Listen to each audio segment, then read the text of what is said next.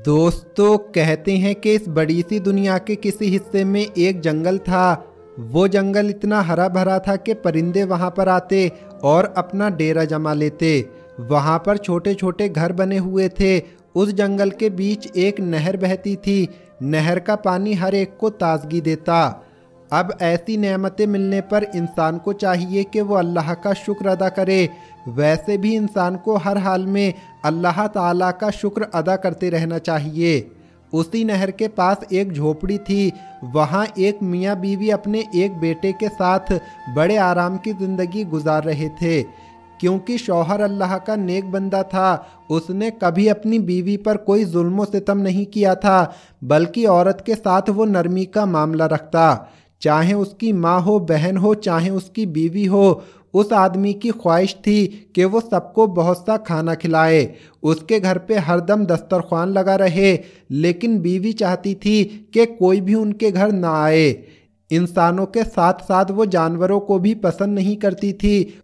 उसका शौहर उससे कहता कि परिंदों जानवरों को खाना खिलाया करो, अल्लाह हमसे खुश होगा। जिस घर में परिंदों जानवरों को खाना खिलाया जाता है वहाँ पर रिज़्क़ की तरक्की होती है। लेकिन वो औरत उसकी बात नहीं सुनती और कहती कि मुझे जानवरों से, परिंदों से, यहाँ तक के कीड़ों मकोड़ों से भी बहुत नफ़रत है। और मुझे ये बात समझ में नहीं आती कि अल्लाह ताला ने इनको क्यों बनाया है, क्यों पैदा किया है।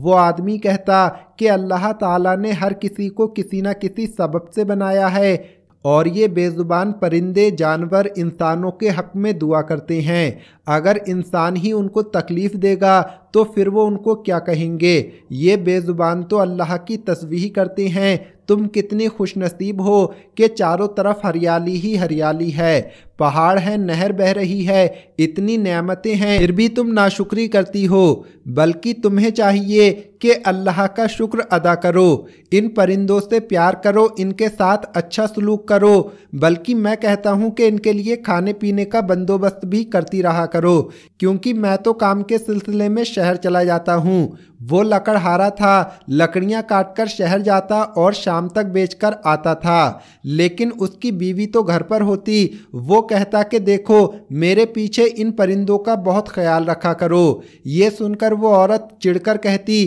कि मुझे ज़्यादा मशवरे ना दिया करो, मुझे तुम्हारी नसीहतें नहीं चाहिए, मुझे ये परिंदे पसंद नहीं। एक बार ऐसा हुआ कि उनके घर पर दो कबूतरों ने अपनी जगह बना ली। वो कबूतर का एक जोड़ा था, वहाँ उनके अंडे भी मौजूद थे। वो कबूतर अपनी आवाज़ में अल्लाह ताला की शान को बयान करते रहते। सुबह सुबह उठकर फजर के वक्त तस्बीह करते।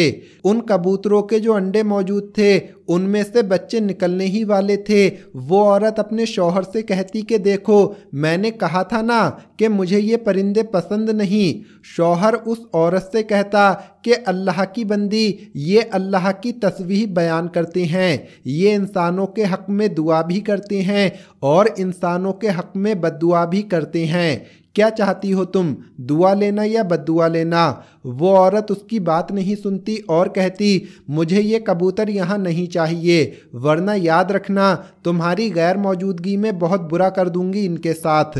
खैर, उसका जो बेटा था, वो औरत उससे बहुत मोहब्बत करती थी, उसके नाज नखरे उठाती। एक ही तो औलाद दी थी अल्लाह ताला ने। शौहर तो दिन भर घर पे नहीं होता था, उसका बेटा ही उसके दिल का सुकून था। वो किसी से उसके अलावा मोहब्बत नहीं करती थी और शौहर की बातों को सुनकर अनसुना कर देती थी। उसका बच्चा थोड़ा शरारती था। वो अक्सर कहती कि देखो, बाहर न जाया करो, तुम बहुत शरारती हो गए हो, तुम्हारा बाप भी घर पर नहीं होता, कहीं तुम्हें कोई परेशानी हो गई तो मैं कहाँ अकेले लेकर जाऊंगी। लेकिन बच्चा शरारतें करने से बाज नहीं आता था। एक बार उस बच्चे ने देखा कि खिड़की पर दो कबूतर मौजूद हैं, वहाँ अंडे भी हैं, तो उसे शरारत सूझी। उसने सोचा कि इनमें से एक अंडा उठा लेता हूँ और किसी को पता भी नहीं चलेगा। अब बच्चा इंतज़ार कर रहा था कि मेरा बाप शहर जाए और मेरी माँ भी किसी काम के लिए घर से बाहर जाए। सुबह सवेरे उसका बाप शहर की तरफ चल पड़ा। अब वो माँ का इंतज़ार कर रहा था कि माँ भी कहीं चली जाए। माँ ने घड़ा उठाया और नहर की तरफ चली गई। जैसे ही बच्चे ने देखा कि माँ भी घर से काफ़ी दूर चली गई है, तो उसी वक्त किसी ऊंची जगह पर वो चढ़ा और एक अंडा उठा लिया। वो गौर से उस अंडे को देखने लगा। जब वो अंडा उठा रहा था तो कबूतर बेचैन हो रहे थे, वो भी तो माँ बाप थे। उसी वक्त अचानक उसकी माँ को कोई काम याद आया और वो पलटकर घर में आई तो क्या देखा कि उसका बेटा ऊंची जगह पर खड़ा हुआ है और कबूतर का अंडा उठाए हुए उसे गौर से देख रहा है। उसे बहुत गुस्सा आया। वो चील की तरह झपटी और अपने बच्चे को नीचे खींचा और नफरत से उसके हाथ से अंडा लिया और ज़मीन पर फेंक दिया। उस अंडे में बच्चा मौजूद था जो निकलने ही वाला था। ज़मीन पर लगते ही अंडा टूट गया और बच्चे का सिर ज़मीन से टकराया और वो कबूतर का बच्चा मर गया। तो दोस्तों उसके बाद क्या हुआ आगे हम आपको वीडियो में बताएंगे, लेकिन उससे पहले जैसा कि आप अपनी स्क्रीन पर ये अक्सीर हयात देख रहे हैं, ये एक प्लेट है और ये कोई मामूली प्लेट नहीं है। आप देख सकते हैं इसमें बहुत अच्छी तरह से लिखा हुआ है जादू टोने और बीमारी के लिए बहुत फ़ायदेमंद है। इसमें खाना खाने से जादू टोना ख़त्म हो जाएगा, बीमारियां ख़त्म हो जाएंगी इंशाअल्लाह। ये बहुत ही पावरफुल है। अगर आप इसे लेना चाहते हैं तो हम आपके घर तक पहुंचवा देंगे। दूसरा हमारे पास ये कासा है नज़र उतारने के लिए, जादू टोना काटने के लिए, बीमारियों को दूर करने के लिए। आप इसमें पानी पी लें, इंशाअल्लाह फ़ायदा होगा। चेहरे को खूबसूरत करने के लिए इसका पानी चेहरे पर लगाएं, 11 दिन में फ़र्क दिख जाएगा, चेहरा खूबसूरत होने लगेगा। इसके साथ साथ और भी चीज़ें हैं। जादू टोने बंदिश वगैरह के लिए घर में लगाने वाला ये नक्श है। इसको आप अपने मकान में, दुकान में, कहीं भी लगा सकते हैं, दोनों जगह में से। और साथ में हमारे पास ये तोहफ़ा नूरी है, इसको आप अपने पास में भी रख सकते हैं। और आप देख सकते हैं इस पर बहुत अच्छी तरह से लिखा हुआ है, इसको आप अपने पास में भी रख सकते हैं और जहां पर आप अपना सामान रखते हैं, पैसा वगैरह रखते हैं, तिजोरी, उसमें भी इसको रख सकते हैं।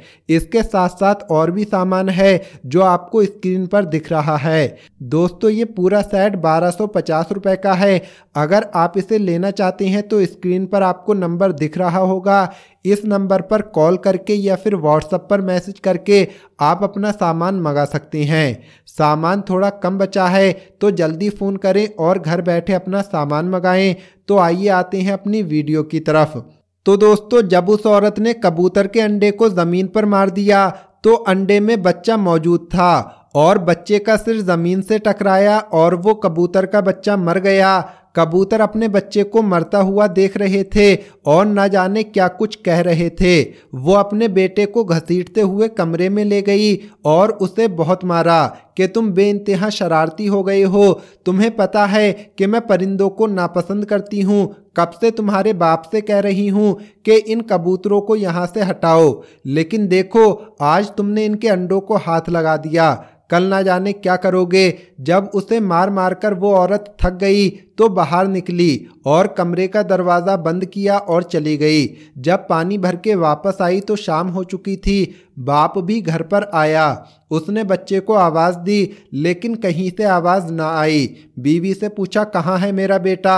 औरत ने जल्दी से दरवाज़ा खोला तो बच्चा रो रहा था। बच्चे को रोता हुआ देखकर बाप ने पूछा क्या हुआ बेटा। बेटे ने कहा कि माँ ने मुझे मारा है, मेरे हाथ से पहले अंडा लिया, उसे ज़मीन पर मारा और वो कबूतर का बच्चा मर गया। मैं बहुत दुखी हूँ। मैं देखना चाहता था कि अंडे से बच्चा किस तरह निकलता है, उसके माँ बाप को कितना बुरा लगा होगा। मैं भी तो आपका बेटा हूँ, अगर मुझे कुछ हो जाए तो क्या आप लोग नहीं रोएंगे। ये बात सुनकर शौहर तड़प गया, उसने उसे सीने से लगा लिया। बीवी के पास आकर कहने लगा तुम जानती हो कि कबूतर अंबिया अलैहिस्सलाम को कितने पसंद रहे हैं, तुम्हारी इस हरकत से कबूतर तुम्हारे हक में बद्दुआ करेंगे। बीवी ने कहा, ऐसा कुछ नहीं है, मैं किसी बद्दुआ दुआ को नहीं मानती। कितनी बार कहा है कि कबूतरों को वहां से हटाओ। ये ऊपर चढ़ गया और न जाने किस तरह अंडा इसके हाथ में आ गया। शौहर बोला, तो क्या हुआ, अगर ये देख रहा था तुम प्यार से समझा सकती थी, अंडे को उसकी जगह पर रख सकती थी, लेकिन तुमने तो उसे तोड़ ही डाला, यहाँ तक कि एक परिंदे की जान भी ले ली। शौहर की बात को उसने न पहले सुना और न अब सुना।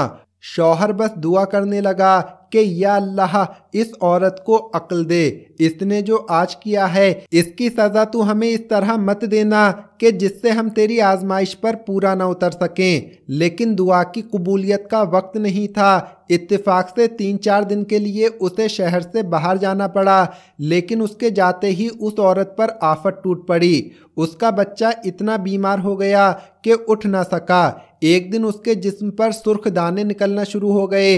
अब माँ की जान निकली कि ये क्या हो रहा है, अचानक ये आफत क्यों आई। वो दहाड़े मार मार कर रोती रही। हकीम वगैरह को दिखाया, लेकिन कुछ फ़ायदा ना हुआ। यहाँ तक कि सबने जवाब दे दिया कि तुम्हारा बच्चा बच नहीं सकेगा। ये सुनकर वो औरत सजदे में गिर गई और माफ़ी मांगती रही, लेकिन ऐसा लग रहा था कि उसकी दुआ को नहीं सुना जा रहा है। वो सोचने लगी, आखिर मैंने ऐसा कौन सा गुनाह कर दिया कि अचानक मेरा बेटा जो सेहतमंद था, तंदुरुस्त था, हट्टा कट्टा था, मेरे सामने शरारतें करता था, खाता पीता था, एकदम बीमार पड़ गया।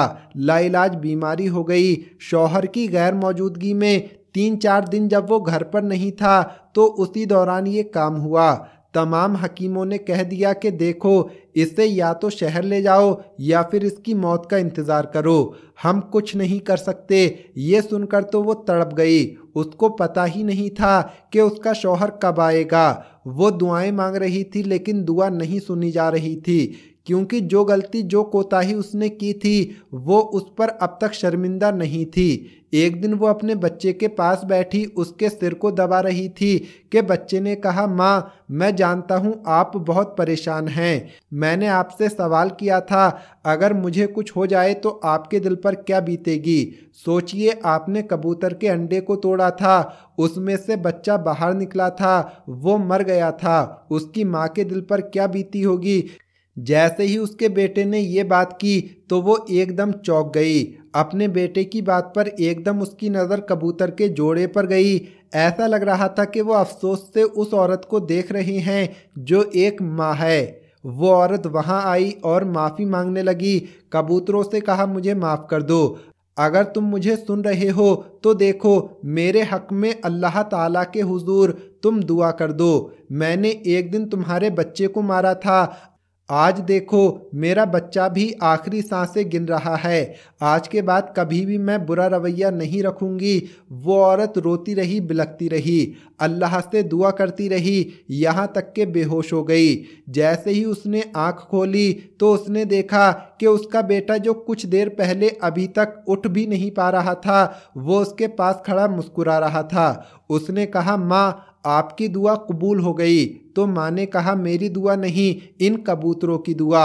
आज के बाद मैं कभी भी किसी परिंदे के साथ कोई भी बुरा सलूक नहीं करूँगी। शौहर घर में दाखिल हुआ तो उसने कहा, क्या हुआ, इस तरह क्यों रो रही हो।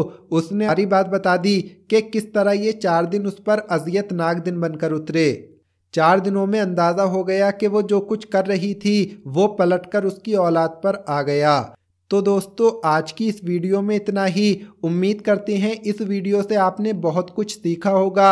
इस वीडियो को अगर आपने लाइक नहीं किया है तो इसे लाइक ज़रूर करें, ज़्यादा से ज़्यादा शेयर करें और हमारे चैनल को सब्सक्राइब करके बेल आइकन भी दबा दें। मिलेंगे अगली वीडियो में। अस्सलामु अलैकुम, अल्लाह हाफिज़।